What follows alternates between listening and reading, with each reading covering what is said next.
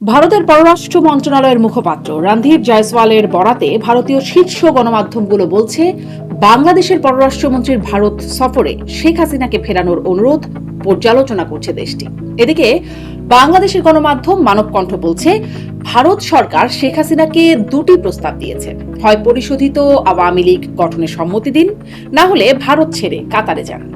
5 আগস্টের পর ভারতে আশ্রয় নেয়া শেখ হাসিনাকে নিয়ে কি এখন অস্বস্তিতে ভারত? রিফাইন্ড আওয়ামী লীগে শেখ হাসিনা সায় না দিলেও কোনো ধরনের পরিশোধন কি হবে দলের কোনো পর্যায়ের নেতৃত্বে? 78 বছর বয়সী শেখ হাসিনার পরবর্তী নেতৃত্ব নিয়ে গুঞ্জনে উঠে আসে তার সন্তান জয়, পুতুল বা ভাগ্নে ববির নাম, কিন্তু কেন আসে না বোন শেখ রেহানার নাম? এসব বিষয় নিয়ে কথা বলতে স্বপ্নধারা নিবেদিত পালস অফ পলিটিক্সে আমার আজকের অতিথি আওয়ামী লীগের সাংগঠনিক সম্পাদক এস এম কামাল হোসেন। জনাব এস এম কামাল, আপনাকে স্বাগত জানাচ্ছি পালস অফ পলিটিক্সে আমার আজকের আয়োজনে। আপনাকেও ধন্যবাদ, আপনি যুক্ত হয়েছেন। আপনার কাছ থেকে মূলত গণমাধ্যমের অন্তত দুটি প্রতিবেদন নিয়ে কথা বলতে চাই। প্রথমে বলতে চাই যে কিছুক্ষণ আগেই দেখছিলাম যে ভারতীয় গণমাধ্যমগুলোতে ইন্ডিয়া টুডে, দ্য টেলিগ্রাফের মতো পত্রিকাগুলোতে খবর আসছে যে শেখ হাসিনাকে ফেরাতে বাংলাদেশের পক্ষ থেকে যে অনুরোধ করা হয়েছে, খলিলুর রহমান বাংলাদেশের পররাষ্ট্রমন্ত্রী তিনি গিয়ে দেখা করেছেন এবং অনুরোধ করেছেন। এর প্রেক্ষিতে রণধীর জয়সওয়ালের বরাতে বলা হচ্ছে যে ভারত জানাচ্ছে বাংলাদেশের অনুরোধ বিবেচনা বা পর্যালোচনা করা হচ্ছে, এক্সামিন শব্দটা ব্যবহার করছে, পর্যালোচনা করা হচ্ছে। এই বিষয়টা আপনাদের জন্য আসলে মানে এটি একটা কেমন ব্যাপার? এতদিন তো ধরেন দীর্ঘদিন ধরেই এই অনুরোধটা করা হচ্ছে, অন্তত সে আওয়ামী লীগ পতনের পর থেকে, কিন্তু এর প্রতিক্রিয়ায় কখনো ভারতের পক্ষ থেকে কিছু আসে নাই। এখন দেখা যাচ্ছে ভারত বলছে এটি পর্যালোচনা করা হচ্ছে। এটি আসলে আপনাদের জন্য কেমন বিষয়টা? দেখেন, ভারত একটি স্বাধীন রাষ্ট্র। ভারত বাংলাদেশের বন্ধু রাষ্ট্র। ভারত শুধু বাংলাদেশের ব্যবসায়িক পার্টনার না, ভারত বাংলাদেশের রাজনৈতিক পার্টনার। আজকে 17 এপ্রিল আমাদের কাছ থেকে বিদায় নিচ্ছে।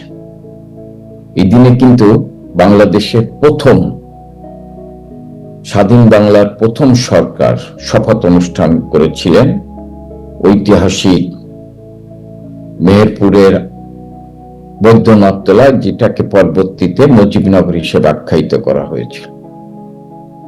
এবং সেদিন বঙ্গবন্ধু পাকিস্তানের কারাগারে বঙ্গবন্ধুকে রাষ্ট্রপতি করে, সৈয়দ নজরুল ইসলামকে উপরাষ্ট্রপতি করে, তাজউদ্দিন সাহেবকে প্রধানমন্ত্রী করে সেদিন স্বাধীন বাংলাদেশের প্রথম সরকার গঠিত হয়েছিল, যে সরকারের নেতৃত্বে পরিচালনায় 9 মাসে শক্তিশালী পাকিস্তানের সশস্ত্র সেনাবাহিনীর বিরুদ্ধে নিরস্ত্র বাঙালি যুদ্ধ করেছিল এবং তার পাশে দাঁড়িয়েছিল ভারত সরকার, ভারতের মানুষ, ভারতের সেনাবাহিনী ও মুক্তিবাহিনীর সাথে মিলে সেদিন যুদ্ধ করে বাংলাদেশকে স্বাধীন করেছিল 1971 সালের 16 ডিসেম্বর।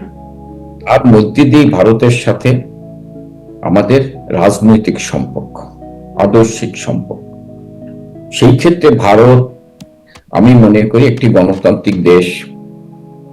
তাদের কাছে বঙ্গবন্ধু তনয় জননেত্রী শেখ হাসিনাকে আমরা মনে করি সেদিন 5ই আগস্ট অবৈধভাবে, অসাংবিধানিকভাবে ক্ষমতা দখলকারী ছাত্র জনতা, পুলিশ হত্যাকারী, আজকের ফ্যাসিস্ট মব সন্ত্রাসের জনক ইউনূস, এবং আমার কথা না, যারা একদিন ইউনূসের সাথে ছিলেন, পক্ষে ছিলেন, সেই আন্দোলনে ছিলেন, তারাই এখন বলছেন ইউনূস হচ্ছে বিশ্ব ব্যয়, বিশ্ব বাটপার, বিশ্ব প্রতারক।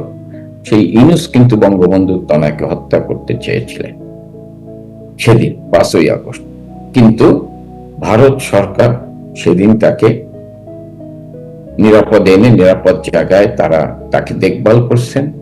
আমি মনে করি বাংলাদেশ সরকার যেতে পারে, কিন্তু ভারত যেটা বলেছে, আমি মনে করি তারা বঙ্গবন্ধু তনয় জননেত্রী শেখ হাসিনাকে তাদের একজন রাজনৈতিক বন্ধু হিসাবে আমি মনে করি তাদের নিরাপত্তা দেয়া, আমি মনে করি তারা সেই দায়িত্ব যথার্থ কিন্তু পালন। আপনি কি এটা মনে করেন, মানে এই যে যখন দুই দেশের মধ্যে কথা হচ্ছে পররাষ্ট্রমন্ত্রী পর্যায়ে, তারা বলছেন সম্পর্ক উন্নয়নে তারা কাজ করছেন, ধীরে ধীরে সম্পর্ক উন্নয়নে, কিন্তু সম্পর্কের ক্ষেত্রে একটা অস্বস্তির জায়গা হচ্ছে সাবেক প্রধানমন্ত্রী শেখ হাসিনা সেখানে আছেন, যেখানে বাংলাদেশে তিনি মৃত্যুদণ্ডপ্রাপ্ত, এবং বাংলাদেশের সরকার থেকে তাকে ফেরানোর অনুরোধ করা হচ্ছে, বারবার ফেরানোর অনুরোধ করা হচ্ছে, এবং প্রতিটি আলোচনায় এই বিষয়টা মোটামুটি আসছে। এই যে মানে আওয়ামী লীগ নেত্রী থেকে শুরু করে আওয়ামী লীগের নেতাকর্মীরা ভারতে থাকা, তারা যে একটা অস্বস্তির কারণ হয়ে যাচ্ছে কিনা ভারতের জন্য, মানে যে দেশটি তাদেরকে আশ্রয় দিচ্ছে। আমি মনে করি ভারত এটি মনে করে না যে আওয়ামী লীগ সভানেত্রী বঙ্গবন্ধুর তো নয়, তাদের কাছে মানে তাদের জন্য এটা কি মানে অস্বস্তিকর অবস্থা, এটা আমি মনে করি না, এবং ভারতও মনে করে না বলে আমার মনে হয়। আচ্ছা, আপনি তাই মনে করছেন। আরেকটা পত্রিকার মানব জমিনে সম্প্রতি যে খবরটি এসেছে, সেখানে বলা হচ্ছে যে ভারত সরকার আওয়ামী লীগ সভানেত্রীকে দুটি প্রস্তাব দিয়েছে, সুনির্দিষ্টভাবে বলছে যে হয় কাতার যান, নয় নতুন আওয়ামী লীগ গড়তে মত দিন। এই হচ্ছে দুটি প্রস্তাব। আসলে দুটি প্রস্তাব, এবং সেই প্রতিবেদনে বলা হচ্ছে দুটি প্রস্তাবই তিনি ভিন্ন কৌশলে উড়িয়ে দিয়েছিলেন। আপনার কাছ থেকে একটু জানতে চাই, যেহেতু আপনারও একদম সরাসরি শেখ হাসিনার সাথে কথা বলবার সুযোগ হয় বা যোগাযোগের সুযোগটা আছে, কি এই প্রস্তাবটার আসলে কিরকম, কি প্রস্তাব গেছে, কার মাধ্যমে প্রস্তাব গেছে, ঠিক কি হয়েছে? ভারত একটি গণতান্ত্রিক দেশ। সেই দেশ মনে করে যে আওয়ামী লীগের মধ্যে একটি ঐতিহাসিক দল, ঐতিহ্যবাহী দল, যে দলের নেতৃত্বে বাংলাদেশ স্বাধীন হয়েছে, সেই দলকে যদি বাংলাদেশের রাজনীতিতে, সেই দল যদি রাজনীতিতে টিকে থাকে, তাহলে অসাম্প্রদায়িক চেতনার বাংলাদেশ থাকবে, এবং আওয়ামী লীগকে টিকে রাখতে হলে শেখ হাসিনার কোনো বিকল্প নাই। এটা আমি মনে করি ভারতের রাজনৈতিক দল, ভারতের সরকার, ভারতের জনগণ যারা রাজনৈতিকভাবে সচেতন, আমার বিশ্বাস তারা এটা বিশ্বাস করে, শুধু বাংলাদেশের জনগণ বিশ্বাস করে না। কিন্তু আজকে আপনি যে পত্রিকার কথা বলেছেন, আমি মনে করি বাংলাদেশে কিছু কিছু সাংবাদিক আছেন বা সংবাদপত্রের মালিক আছেন, তারা সবসময় বঙ্গবন্ধুর তনয়ের বিরুদ্ধে তারা সবসময় লিখে এসেছেন, সবসময় আলোচনা করেছেন, সবসময় ষড়যন্ত্র করেছেন। কারণ আপনি যেটা বলেছেন যে পরিশুদ্ধ আওয়ামী লীগ করতে চাইতে, পরিশুদ্ধ লোক তো বাংলাদেশে আমি মনে করি দুইজন লোক হচ্ছে বাংলাদেশের রাজনীতিতে পরিশুদ্ধ। একজন হচ্ছেন বঙ্গবন্ধু শেখ মুজিব, তিনি একজন পরিশুদ্ধ রাজনীতিবিদ ছিলেন, যার চিন্তা চেতনায় ছিল বাংলাদেশ বাঙালি। তিনি নিজের স্ত্রী সন্তানদের চাইতো বাংলাদেশ বাঙালিকে বেশি ভালোবাসতেন। একটু অনেক উদাহরণ দেওয়া যাবে। আমি মনে করি আর একজন হচ্ছে শেখ হাসিনা, যে চিন্তা চেতনায় বাংলাদেশ বাঙালিকে নিয়ে ভাবে, এবং আজকে প্রমাণ হয়েছে শেখ হাসিনা যদি বাংলাদেশ বাঙালিকে নিয়ে না ভাবতো, তাহলে শেখ হাসিনার প্রধানমন্ত্রিত্ব চলে যেত না, শেখ হাসিনা ক্ষমতা থেকে সরে যেত না। আজকে কিন্তু সেটা প্রমাণিত হয়েছে। আর কার কাছে হলো প্রমাণটা? না, এটা প্রমাণিত হয়েছে সব বাংলাদেশের মানুষের কাছে।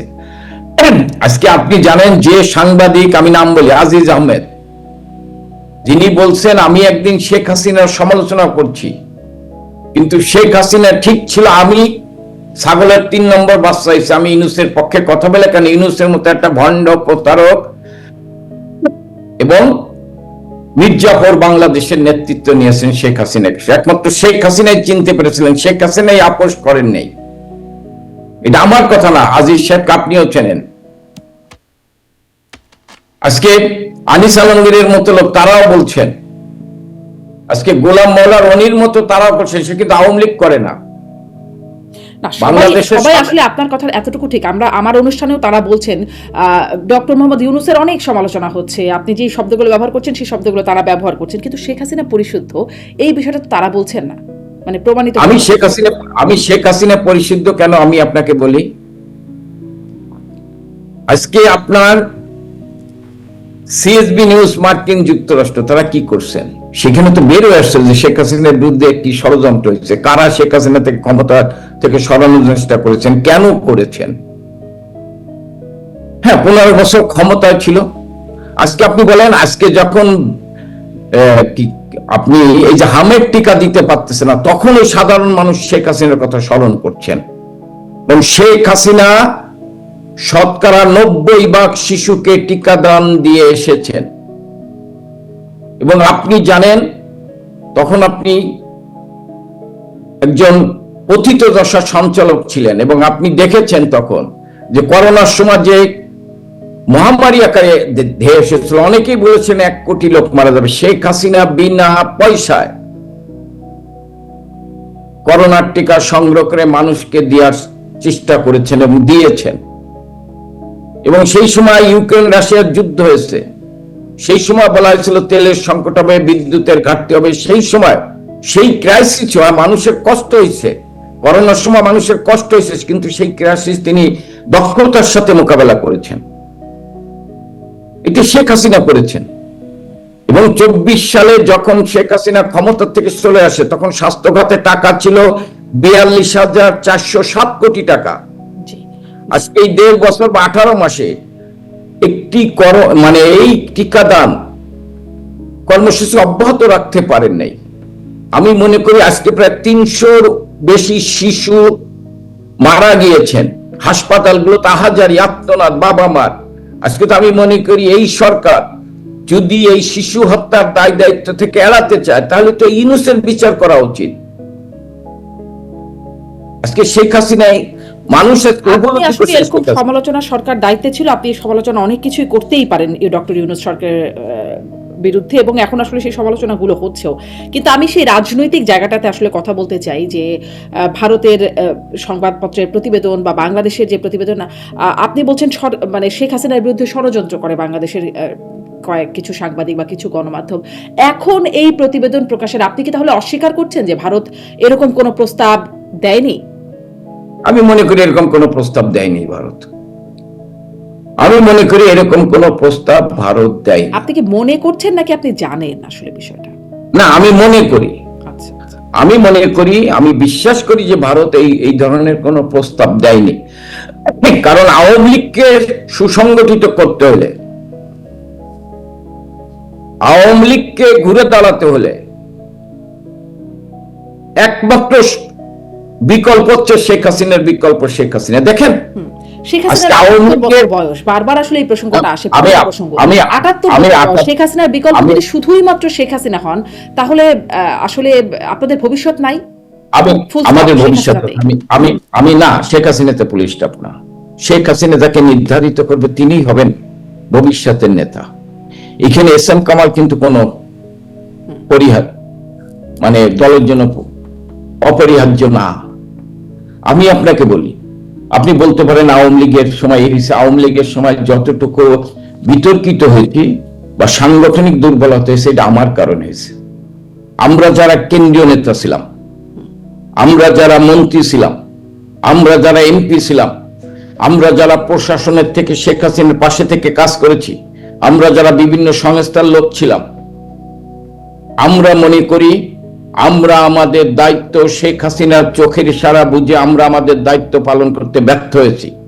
এবং আমাদের আচার আচরণের কারণে অনেক সময়, সেটা আওয়ামী লীগ হোক, সহযোগী সংগঠন হোক, কোন কোন ব্যক্তির আচরণের কারণে দল বিতর্কিত হয়েছে, দল প্রশ্নবিদ্ধ হয়েছে, তাদের কথাবার্তায় দল বিতর্কিত হয়েছে। এবং এর দায়িত্ব এসেছেন শেখ হাসিনা। আর শেখ হাসিনা 24 ঘন্টা 19 ঘন্টা পরিশ্রম করছেন দেশকে নিয়ে, দেশের মানুষকে নিয়ে, দলের কর্মীদের নিয়ে। কিন্তু তার দায়িত্ব আপনি বলছেন যে শুধু মানে নেতা কর্মীদের, এমপি মন্ত্রী যারা ছিলেন আপনার আশেপাশে তাদের, কিন্তু শেখ হাসিনা কেন তাদেরকেই রাখলেন যারা বিতর্কিত করছেন তাদেরকে? মানে শেখ হাসিনা একজন দক্ষ নেত্রী আপনারা বলছেন, তাহলে এই দক্ষতার সাথে তিনি কি নেতৃত্বটা হ্যান্ডেল করেন নাই? মানে শেখ হাসিনা আমাকে যখন আওয়ামী লীগের সাংগঠনিক সম্পাদক করেছেন, আমার ত্যাগ দেখেই, দলের প্রতি আমার দায়িত্ব কর্তব্য দেখেই করেছেন। আমি যখন দায়িত্ব পেয়েছি, তখন যদি আমি শেখ হাসিনার ইশারা অনুযায়ী কাজ না করি, আমার এজেন্ডা বাস্তবায়ন করি, এবং শেখ হাসিনা অনেককেই ছুঁড়ে ফেলায় দেয়, সেটা সময়ের অপেক্ষায় লাগে। আজকে আপনি যেটা বলছেন যে হ্যাঁ শেখ হাসিনা একটি দক্ষ সংগঠক, দক্ষ, সে কি এইগুলো দেখেছে, এবং সে পর্যায়ক্রমে কিন্তু এইগুলোকে যারা এইগুলো করে ধীরে ধীরে কিন্তু তাদেরকে বাদ দেয়। একটু বেশি সময় কি নিয়ে ফেলছেন যে পুরোটাকে বাদ হলো? আমি যদি আপনাকে প্রশ্নটা করি জনাব এস এম কামাল হোসেন, যে মানে আপনি বলছেন যে আসলে দায় কেন্দ্রীয় নেতা, মন্ত্রী, এমপি তাদের, বা যারা শেখ হাসিনার আশেপাশে ছিলেন তাদের দায়। এখন আচ্ছা সময় নিচ্ছেন, এখন তো এতদিনে এসে অনেক কিছু বুঝে যাবার কথা, পতনেরও 2 বছর হয়ে গেল প্রায়। এখন এসে সেই নেতাদের বিরুদ্ধে কোনো ব্যবস্থা, তাদেরকে বাদ দেওয়া, এখানেও কোনো রিফাইন করা মানে পরিশুদ্ধ করা নেতাকর্মীদের মধ্যে সেরকম? আমি আপনার না, আমাদের দলের নেতৃত্বের পরিবর্তনের সম্মেলনের মধ্যে দিয়ে আমাদের কিন্তু প্রতি 3 বছর অন্তর অন্তর সম্মেলন হয়ে, প্রতি 3 বছর অন্তর অন্তর আওয়ামী লীগের জাতীয় সম্মেলন হতো এবং সেই সম্মেলনের মধ্যে দিয়ে নেতৃত্বের পরিবর্তন হতো। ধরুন আমি সাংগঠনিক সম্পাদক ছিলাম, আমাকে আমার কাজে যদি আমি যদি বিতর্কিত কোনো কাজ করে থাকি আমাকে বাদ দিয়ে আরেকজনকে আনতে সম্মেলনের মাধ্যমে। সম্মেলন পর্যন্ত কিন্তু বঙ্গবন্ধু তারা অপেক্ষা করে, উনি কাউকে বাদ দিতে চাইলেও কিন্তু সম্মেলনের আগে বাদ দেন যদি সে কোনো বড় অপরাধ না করে থাকে। তা আমাদের জাতীয় সম্মেলনের মধ্যে দিয়ে আমরা যারা সাংগঠনিক কর্মকাণ্ড করতে ব্যর্থ হয়েছি, বা আমরা যারা ধরেন এমপি মন্ত্রী ছিলাম, আমরা যারা জেলার দায়িত্বে ছিলাম, আমরা যারা উপজেলার দায়িত্বে ছিলাম, আমাদের কর্মকাণ্ডের দলের যে ভাবমূর্তি ক্ষুণ্ণ হয়েছে, যদি এইটু হয়ে থাকে বিতর্ক হইতে, উনি পর্যায়ক্রমে তাদেরকে সেখান থেকে সম্মেলনের মাধ্যমে বাদ দিতেন। কিন্তু উনি যাকে এনেছেন তিনি কিন্তু ত্যাগী দুঃসময়ের কর্মী এনেছেন। আমরা হয়তো দায়িত্ব পাওয়ার পর আমরা আমাদের এজেন্ডা বাস্তবায়ন করেছি, একটু হতে পারে, কিন্তু আপনি আজকে তৃণমূলের কর্মীদের কাছে কিন্তু আমি অপরিহার্য না, এটা বাস্তবতা। তৃণমূলের কর্মীদের কাছে শেখ হাসিনা হচ্ছে অপরিহার্য। এরকম অনেকবার চেষ্টা করা হয়েছে, দেন শেখ হাসিনা তো রাজনীতিতে আসতে চাননি। আমি যদি আপনি যেহেতু তুলেন অতীতে যেতে 81 সালে যখন শেখ হাসিনা আওয়ামী লীগের সভাপতি হন, এটা শেখ হাসিনা চাননি।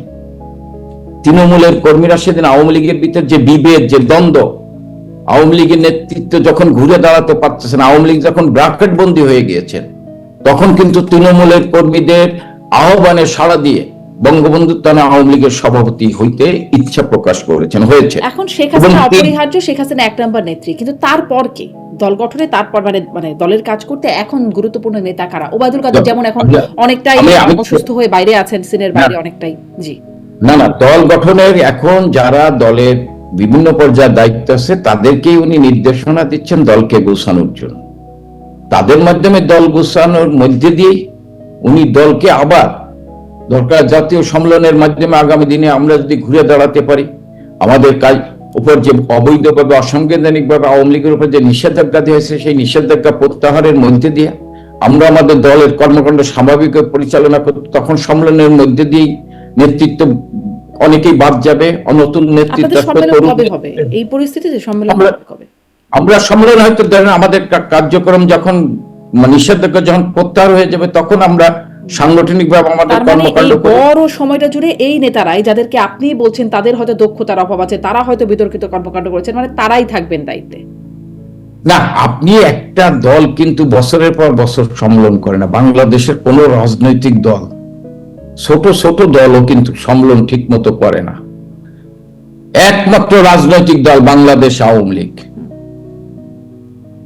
প্রতি বছর সম্মেলন করে, প্রতি 3 বছর অন্তর অন্তর। একমাত্র রাজনৈতিক দল। আজকে যারা ক্ষমতা আছে তাদের জাতীয় সম্মেলন কবে হয়েছে তারা বলতে পারবে কিনা সন্দেহ। কিন্তু সম্মেলন করে এমন নেতা মানে বাছাই করলো যারা আসলে বিতর্কিত বা নিজ এজেন্ডা বাস্তবায়নের কারণে। আমি আপনার বলছি যে সবাই তো বিতর্কিত না, হয়তো কাউকে এই নেতা বা কেন্দ্রীয় নেতা বা নেতা নির্বাচনের ক্ষেত্রে অনেকখানি আপনাদের আমি একটা প্রশ্ন করি। বিএনপি 2001 থেকে 2006 সাল পর্যন্ত ক্ষমতায় ছিল। বিএনপি নেতাদের নামে বিভিন্ন অভিযোগ ছিল, বিএনপি নেতাদের নামে দুর্নীতির অভিযোগ ছিল না? বিএনপির সাবেক যিনি প্রধানমন্ত্রী তার নামে, আজকে যিনি তারেক জিয়া তার নামেই তো বিভিন্ন অভিযোগ ছিল না?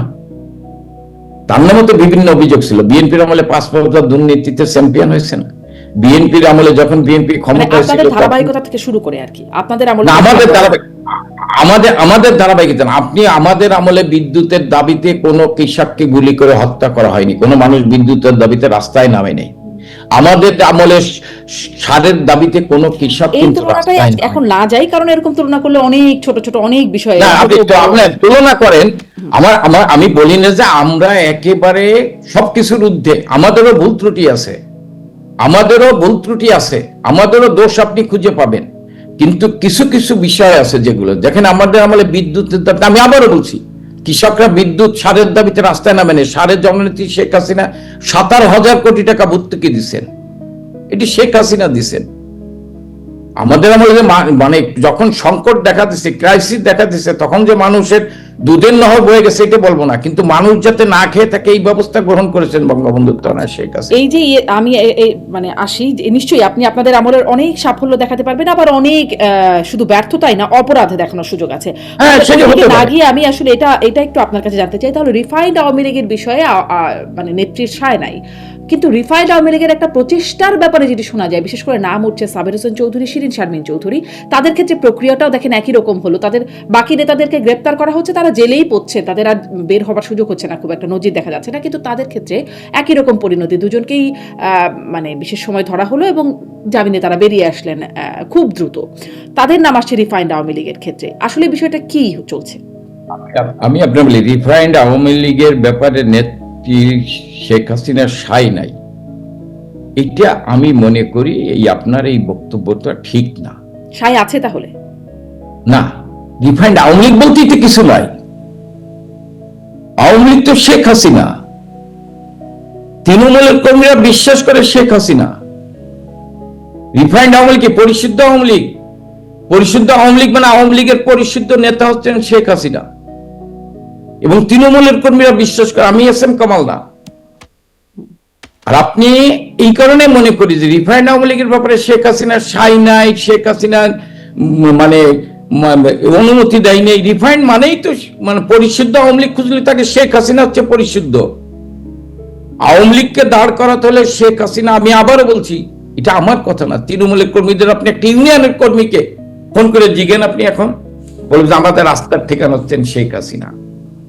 আমাকে বললে আমি এটা দ্বিধাদ্বন্দ্ব করব, আমার মতো নেতাদের, যদিও সামনে কিছু বলবেন, হ্যাঁ আছে এরকম, কিন্তু তৃণমূলের কর্মীরা যারা হচ্ছে আওয়ামী লীগের মূল শক্তি, তারা কিন্তু তাদেরকে ফোন করে জিজ্ঞেন যে আপনার মূল শক্তিকে, আপনার আস্থা কি, বলবে শেখ হাসিনা। আর আপনি যে দুইজনের নাম করেছেন, আমি মনে করি তারা আমাদের দলের নেতা, একজন স্পিকার ছিলেন, একজন মন্ত্রী ছিলেন, দুজনই একজন মানে যোগ্য, দক্ষ। আমরা আমাদের সহযোদ্ধা, আমরা মনে করি জননেত্রী শেখ হাসিনার নেতৃত্বে আওয়ামী লীগকে পুনর্গঠন করার ক্ষেত্রে তারাও গুরুত্বপূর্ণ ভূমিকা রাখবে। এবং তারা তো বলে নাই যে আমরা রিফাইন্ড আওয়ামী লীগ করবো, তারা তো বলে নাই। বিশেষ বিবেচনাটা আসছে কোত্থেকে, মানে বাকি কারো জামিন হচ্ছে না। এই জবাবটা তারা দুইজন দিতে পারে, তাদেরকে তো জিজ্ঞাসা করার সুযোগ হচ্ছে না। আপনার কি মনে হয় এই জবাবটা আমার যেটা মনে হয় করতে পারেন, হচ্ছেটা কি আসলে? আমার যেটা মনে হয়, জানেন সাবের হোসেন চৌধুরী আইপি এর চেয়ারম্যান ছিলেন, হয়তো ইউনুস মনে করছে তাকে ধরে রাখলে আন্তর্জাতিকভাবে তাদের, এমনি তো আন্তর্জাতিকভাবে তারা, জাতীয় আন্তর্জাতিকভাবে তারা কি এটা সবাই জানে, এই কারণে দিতে পারে। শিরিন শারমিন চৌধুরী স্পিকার, একজন নারী, এবং তিনিও কমনওয়েলথের পার্লামেন্টের চেয়ারপারসন ছিলেন, এইসব বিবেচনা করে দিতে পারে। এখন কি কারণে দিছে সরকার বলতে পারবে, আর কি কারণ ওনাদের দেশে ওনারা বলতে পারেন। আমার ধারণা, আমি এখানে কোনো কিন্তু খুঁজে পাই না, কারণ আমার বিশ্বাস আছে যে ওনারা দুইজন, আমরা মনে করি যে ওনারা দুইজনই দুঃসময় দুর্দিনে, এই দুঃসময় দুর্দিনে জননেত্রী শেখ হাসিনার নেতৃত্বে আওয়ামী লীগকে সুসংগঠিত করার ক্ষেত্রে ওনারা কাজ করবে, এটা হলো আমার বিশ্বাস। এবং আমি মনে আপনি ভারতের প্রসঙ্গে বলছেন যে ভারতও বিশ্বাস করে বা আপনি ভারতের বিষয়ে আপনার পর্যালোচনা বলছেন যে আওয়ামী লীগকে টিকিয়ে রাখার বিকল্প নাই, এরকম একটা বিষয় ভারতেরও আস্থার জায়গায় আছে আওয়ামী লীগ। কিন্তু আওয়ামী লীগকে যখন নিষিদ্ধ করা হলো, মানে আমি আইন পাশ করে পরবর্তীতে বলছি আওয়ামী লীগের তৎপরতা নিষিদ্ধ করে ফেলা হলো শক্তপোক্তভাবে, তখন তো ভারত কিছু বলল না। এমনকি এই যে গেলেন, দেখা সাক্ষাৎ হলো দুই পররাষ্ট্রমন্ত্রীর, তখনও তো এই বিষয়ে ভারতের কোনো বক্তব্য আসলো না। আমি আপনার বলি, আমি যে কথা, আপনি কিন্তু আমার কথাটাকে অন্যভাবে নিয়েছেন। আমি এটা বলি নাই যে ভারত বিশ্বাস করে যে আওয়ামী লীগকে টিকে রাখতে হলে শেখ হাসিনা দরকার, আমি এটা বলি না। আমি বলছি যে যারা বিশ্বাস করে দেশে এবং দেশের বাইরে, দেশ স্বাধীনতার সাথে যে দলটি স্বাধীনতার নেতৃত্ব দিয়েছে সেই আওয়ামী লীগ, যার জনসমর্থন হচ্ছে 52%, এবং আজকে আমি মনে করি, আপনি হয়তো আমার সাথে দ্বিমত করতে পারেন, সেটা আপনার ব্যক্তি, যে শেখ হাসিনার আজকে ৭১কে রক্ষা করার জন্য ৫ই আগস্টের আগে যারা আমাদের সমালোচনা করত, তারাও এখন মনে করে যে ৭১কে রক্ষা করতে হলে শেখ হাসিনার বিকল্প নাই। এই ক্ষেত্রে কিন্তু ৬০ থেকে ৭০ ভাগ অসাম্প্রদায়িক চেতনার লোক তারা বিশ্বাস করে এটা। তা আমি মনে করি এই আওয়ামী লীগকে পুনর্গঠন করতে হলে, এই আওয়ামী লীগকে সুসংগঠিত করতে হলে, অসাম্প্রদায়িক চেতনার বাংলাদেশকে যদি রক্ষা করতে হয়, তাহলে আওয়ামী লীগকে পুনর্গঠিত করতে হবে। আওয়ামী লীগের উপর যে অবৈধভাবে অসাংবিধানিক নিষেধাজ্ঞা, সেটা প্রত্যাহার করতে হবে, এবং শেখ হাসিনা ছাড়া এই আওয়ামী লীগকে কেউ পুনর্গঠিত করতে পারবে না। কিন্তু এই যে বড় একটা রাজনৈতিক দল, ঐতিহ্যবাহী রাজনৈতিক দল, এত সমর্থনের রাজনৈতিক দল, তাদের উপর নিষেধাজ্ঞা আসলো, কেউ টু শব্দও করলো না। এটা আসলে কেমন হলো? বা ভারত আপনাদের এত দিনের মিত্র, ভারতকে যা দিয়েছেন তা সবসময় ভারত মনে রাখবে, কিন্তু এরকম যখন ভারতের, মানে আপনারাও ভারতে, মানে শীর্ষ নেতৃত্ব ভারতে আছেন, সেই মুহূর্তে যখন এই দলটির উপরে নিষেধাজ্ঞা হলো, তখন ভারতও আসলে টু শব্দ করলো না। এটি আপনাদের জন্য, আপনারা আসলে এটাকে কিভাবে? আমি আপনার বলি, রাজনৈতিক ভাবে আমরা যারা দলের, আমরা এমন কথা বলি না যে ভারতকে আমরা যা দিয়েছি আর ভারত মনে রাখবে। হ্যাঁ, ভারত আমাদের রাজনৈতিক বিন্দু, কিন্তু ভারত কিন্তু আমাদের দিয়েছে একটা চুক্তি, ট্রান্সশিপমেন্ট বাতিল হয়েছে বিলেই বছরে ৪ থেকে ৫,০০০ কোটি টাকা বাংলাদেশের লস হচ্ছে। তাহলে এটি বাংলাদেশের লাভজনক চুক্তি হয়েছিল? আমি মনে করি ভারতের বিরুদ্ধে অনেক অপপ্রচার, মিথ্যাচার করা হয়েছে। আওয়ামী লীগকে ঘিরে আওয়ামী লীগ ভারতের সাথে এতটা চুক্তি করছে, ওই কোন কোন চুক্তিগুলো আমি চুক্তি, এটা কিন্তু দেখাতে পারে, একটাও দেখানো হয় না। একদমই ঠিক। কিন্তু ভারত কেন, মানে আমার প্রশ্নটা এখানেই যে ভারতের এই অবস্থানটা আপনাদের কাছে কেমন লাগে, যে আওয়ামী লীগের মতো একটা দলকে সংসদে আইন পাশ করে এখন আওয়ামী লীগের তৎপরতা কার্যক্রম নিষিদ্ধ করে দেওয়া হলো, মানে একরকম আওয়ামী লীগের রাজনীতি নিষিদ্ধ হয়ে আছে, তখন ভারত আসলে কোনো, মানে কোনো বাক্যই ব্যয় করলো না? না, ভারত তো একটি আলাদা দেশ। বাংলাদেশের আভ্যন্তরীণ একটি রাজনৈতিক দলের কার্যক্রম নিষিদ্ধ করেছেন। ভারত কি করবে না করবে এটা তো ভারতের ব্যাপার। আমি মনে করি, আমি ভারতকে ধন্যবাদ জানাই, ভারতের সরকারকে ধন্যবাদ জানাই, ভারতের জনগণকে ধন্যবাদ জানাই যে তারা আমাদের প্রিয় নেত্রীকে নিরাপদে থাকার ব্যবস্থা করেছেন, নিরাপদে রেখেছেন। এইটাই আমাদের জন্য বড় প্রাপ্য। ভারত কি করবে বাংলাদেশের জন্য, বাংলাদেশের রাজনীতির জন্য, এটা ভারতের ব্যক্তিগত বিষয়। আমি মনে করি ভারত বাংলাদেশে একটি স্বাধীনতার পক্ষে, অসাম্প্রদায়িক চেতনার বাংলাদেশ থাকবে, এটাই আমি ভারতের কাছে প্রত্যাশা করি।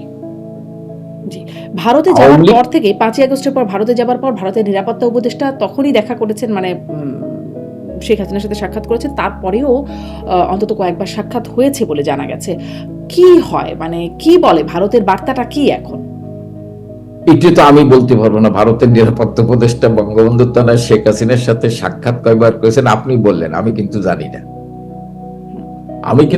কয়বার দেখা করেছেন, আমি আপনার কাছে শুনলাম। মাঝে মাঝে মানে সামাজিক যোগাযোগে বিভিন্ন জন লিখে, এটাই দেখি, কিন্তু আমি আসলে জানি না যে ভারতের নিরাপত্তা উপদেষ্টা বঙ্গবন্ধু তারা শেখ হাসিনার সাথে দেখা করছেন বা কয়েকবার করছেন, এই বিষয়ে আমার কোনো জানা নেই। জি, এই সাক্ষাৎ করছেন সেটি জানা যায়, কিন্তু কি কথা হয় সেটি জানা যায় না। যেমন আপনারাও সাক্ষাৎ করছেন এটি আমি জানা জানি যায়। না। যেমন আপনারা গেছেন সাক্ষাৎ করতে জেনেছি। যুক্তরাজ্য আওয়ামী লীগের পক্ষ থেকে শেখ হাসিনার সাথে সাক্ষাৎ করতে যাওয়া হয়েছে, সেটাও আমরা জেনেছি। তাদের সাথে কথাও বলেছি, কিন্তু তারা আসলে কি যে কথা হয় সেটিও আর বলতে রাজি হন না। মানে এটা বলবেন এই গোপনীয়তাটা কেন? না, আমার সাথে ওনার যেটা কথা, এখন উনি সংগঠনের তৃণমূলের কর্মীদের খোঁজ খবর নিতে বলেন, যারা জেলখানায় আছেন তাদের খোঁজ খবর নিতে বলেন, যারা মারা গেছেন তাদের পরিবারের খোঁজ খবর নিতে বলেন। যেমন ইরবিতের বগুড়াতে যুবলীগের আলাল নামে একটি ছেলেকে পিটিয়ে হত্যা করেছেন, তার 3টে সন্তান, স্ত্রী, হ্যাঁ, সাথে কথা বলছি। স্ত্রী বলছে যে আমি একটু নেত্রীর সাথে কথা বলতে চাই, এই ব্যাপারে ওনাকে জানিয়েছে। উনি বলছে তাদেরকে সহযোগিতা করো, নেত্রীর পক্ষ থেকে তাদেরকে সহযোগিতা করার চেষ্টা করছি। এই নির্দেশনাগুলো দেন। তৃণমূলের কর্মীদের খোঁজ খবর রাখো, যারা জেলে আছে তাদের খোঁজ খবর রাখো, এই নির্দেশনাগুলো দেন। দলকে সুসংগঠিত করার চেষ্টা করো, এই নির্দেশনাগুলো জননেত্রী শেখ হাসিনার সাথে কথা বলে এই নির্দেশনাগুলো দেন। আচ্ছা। আর সম্প্রতি আমরা আওয়ামী লীগের ফেসবুক পেজে, অফিসিয়াল যে ফেসবুক পেজ, সেখানে দেখলাম জাহাঙ্গীর কবির নানক ভারতীয় সাংবাদিক অমল সরকারকে একটি সাক্ষাৎকার দিয়েছেন। সেই সাক্ষাৎকারে একটা ফটো কার্ড আকারে আওয়ামী লীগের অফিসিয়াল ফেসবুক পেজে দেওয়া আছে, যেখানে বলছেন যে মৃত্যুদণ্ডের পরোয়া নেই, শেখ হাসিনা ফিরবেন, এ বছরই ফিরবেন। এরকম কোনো বার্তা কি আপনাদের দলের মধ্যে আছে? আসলে এ বছর মানে কোনো টাইম লাইন আপনারা পাচ্ছেন? না, আমরা কোনো টাইম লাইন দিই না। আমরা যত তাড়াতাড়ি চেষ্টা করবো, নেত্রী দেশে ফেরার চেষ্টা করছেন। আমাদের সাথে যতবার কথা হয়েছে, ওনার ইচ্ছে, উনি দেশে যেতে চান। উনি তো বলেছেন, উনি যখন গণভবন থেকে বের হয় তখন ওনাকে বলা হয়েছে ওনাকে টুঙ্গিপাড়া নিয়ে যাওয়া হবে। তারপর উনি ভারতে এসেছেন। উনি সবসময় টুঙ্গিপাড়ায় যেয়ে থাকতেছেন, উনি দেশে থাকতে চান। এই কারণে উনি তৃণমূলের কর্মীদের, জননেত্রী শেখ হাসিনা যখন তৃণমূলের কর্মীদের সাথে কথা বলে তাদের সাহস দেয়, হ্যাঁ আমিও চলে আসবো। হয়তো নেত্রী যে কোনো সময় যে কোনো সিদ্ধান্ত নিতে পারেন, উনি দেশে যেতে পারেন। এটা কখন যাবে, কি অবস্থায় যাবে, এইটা জননেত্রী শেখ হাসিনা যখন জানাবেন তখন আপনারা জানতে পারবেন। আর আপনারা কখন আসবেন? মানে যারা অন্য নেতারা আছেন, সিনিয়র নেতারা যারা আছেন দেশের বাইরে বিভিন্ন জায়গায়। বলেন, আমরা যারা বাংলাদেশে আছি, বাংলাদেশের বাইরে আছি, আমরা মনে করি যদি আদালত তার নিরপেক্ষ ভূমিকা পালন করে, যদি আইনের শাসন প্রতিষ্ঠিত হয়, তাহলে আমরা আদালতের দ্বারস্থ হতে চাই। কিন্তু আজও আমির হোসেন আমুর মতো একটি মুক্তিযুদ্ধের সংগঠক, যার বয়স প্রায় 90-এর কাছাকাছি, তিনি আজও জেলখানায় মানবতার জীবন যাপন করছেন। ৭৬ বছর বয়স্ক নুরুল মজিদ হুমায়ুন, মুক্তিযুদ্ধের সংগঠক, তিনি জেলখানায় থেকে হাসপাতালে নিয়েছেন। হাসপাতালে এক হাতে হাত করা, তিনি মৃত্যুর করে ঢলে পড়েছেন। রায় রমেশ, আপনি জানেন, প্রায় ৮০-র উপর বয়স, তিনিও জেলখানায় মারা গিয়েছেন। আরো অনেকেই গিয়েছেন, কিন্তু আমি এই বয়স্ক লোকগুলোর কথা বললাম। অনেকেই জেলখানায় আছেন, রাশেদ খান মেনন, হাসানুল হক ইনু, শাহজাহান খান, অনেক, ডক্টর রাজ্জাক, ফারুক খান সাহেবের মতো লোক জেলখানায় আছেন, মানবতার জীবন যাপন করছেন। তাদেরকে আজকে প্রায় 2 বছর তাদেরকে গ্রেপ্তার করে জেলখানায় রাখা হয়েছে। তাদেরকে যখন আদালত বেল দিতে পারছে না, আমির হোসেন আমুর মতো লোক গুলি করে মানুষ হত্যা করেছেন, তাদেরকে যখন বেল দিচ্ছে না, তখন আমি এই অন্ধকারে পালিয়ে থাকা ছাড়া, আপনি যে বলেন যে আমরা কেন প্রকাশ্য আসি না, আমরা আদালতে শরণাপন্ন হতে চাই। আপনি যে বিভিন্ন তুলনা করছিলেন, ধরেন বেগম খালেদা জিয়াকে যখন জেল দেয়া হয় তখন তাকে জামিন দেয়া হচ্ছিল না, কিন্তু মানে তিনি তো আসলে দেশেই থেকেছেন। মানে সেই তুলনা, তিনি দেশে থেকেছেন, আমি বলছি তিনি দেশে থেকেছেন, তেনা কিন্তু কেউ মেরে ফেলার পরিকল্পনা করেনি। তিনি দেশে থেকেছেন এবং তিনাকে বাসায় থাকার ব্যবস্থা করেছে, এবং সাথে একটি কাজের মেয়ে ছিলেন, আপনি জানেন। কিন্তু বঙ্গবন্ধু তাকে জেলে রাখুক, কিন্তু তাকে তো মেরে ফেলার পরিকল্পনা করা হয়েছিল। এটা তো 5ই আগস্টের পর বিভিন্ন জনের কথাবার্তা আপনি শুনেছেন যে তাদের পরিকল্পনা কি ছিল। তারা শেখ হাসিনাকে হত্যা করার উদ্দেশ্যে গণভবনকে তারা আক্রমণ করেছিল, এবং কারা কারা ষড়যন্ত্রের সাথে জড়িত আজকে তো তা আপনি প্রকাশিত হয়েছেন, যেটা আমরাও বিশ্বাস করি। আমি দেখলাম যেখানে আপনি তো দেখছেন, আমি এইগুলো এই সময় এই যে সিএসবি নিউজে তো বের হয়ে আসছে কারা কত টাকা দিয়েছেন। তা আমি মনে করি যে হ্যাঁ আপনি বলতে পারেন, কিন্তু খালেদার জায়গায় কিন্তু তার বাসায় থাকার ব্যবস্থা করা হয়েছিল, তার সাথে কাজের মেয়ে ছিল, আর শেখ হাসিনাকে তো হত্যা করার জন্যই হামলা করা হয়েছিল। শেখ হাসিনা ১/১১ এক বছর আপনি কারাবন্দী ছিলেন না, সেখানেও কিন্তু তাকে স্লো পয়জন দিয়ে হত্যা করার চেষ্টা করা হয়েছিল। এই একই অভিযোগ এখন বেগম জিয়ার মানে নেতাকর্মীরাও করেন যে আপনাদের সময় তাকেও স্লো পয়জনিং করার চেষ্টা করা হয়েছে। দেখেন, যদি স্লো পয়জন করা হইতো তাহলে বেগম খালেদা তো বেঁচে থাকতেন, আল্লাহ ওনাকে বেঁচতে নসিব করুক। শেখ হাসিনাও বেঁচে আছেন। হ্যাঁ, শেখ হাসিনা বেঁচে আছে, কিন্তু সেদিন স্লো পয়জন শেখ হাসিনাকে দেয়নি, কিন্তু চেষ্টা করা হয়েছে। আপনি একটি সাধারণ মানুষও বলবে যে শেখ হাসিনার, আমি কাউকে কারোর সাথে তুলনা করি না, কিন্তু শেখ হাসিনার প্রতি যেভাবে তাকে হত্যা করার জন্য ষড়যন্ত্র করা, এটা কিন্তু বেগম খালেদা জিয়ার জন্য করা হয় না। হ্যাঁ, বেগম খালেদা জিয়ার সাথে আমাদের রাজনৈতিক প্রতিযোগিতা ছিল, রাজনৈতিক প্রতিপক্ষ ছিল, কিন্তু বিএনপির বাইরেও কিছু শক্তি আছে যারা শেখ হাসিনাকে হত্যা করতে চায়।